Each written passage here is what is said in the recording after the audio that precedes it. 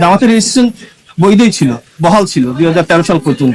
জামাত ইসলামের যে রেজিস্ট্রেশন যেটা ছিল 2008 সালে ইলেকশন কমিশন দিয়েছিলেন, এই রেজিস্ট্রেশনটা 2013 সালে হাইকোর্ট ডিভিশন বাতিল করে দেন এক জাজমেন্টের মাধ্যমে।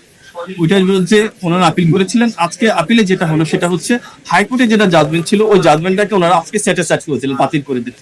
তার ফলে যেটা হলো হাইকোর্টের জাজমেন্টটা থাকছে না। মিনিংটা দাঁড়ালো হাইকোর্টের জাজমেন্টের আগে যে সিচুয়েশন ছিল জামাতের রেজিস্ট্রেশন বৈধই ছিল, বহাল ছিল 2013 সাল পর্যন্ত। এবং 2013 সাল পর্যন্ত ইলেকশন কমিশন ওনাদের জামাত ইসলামের কনস্টিটিউশনের পর্যালোচনা করছিলেন। ওই পর্যালোচনা স্টেজে ওটা স্টে হয়ে গেছে।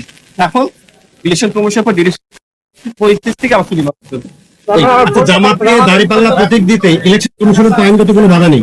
এই বিষয়ে কোনো ধরনের ডিরেকশন এই কোর্ট থেকে আসেনি, মানে কোনো বাধা নেই। বাধাই বলছিল।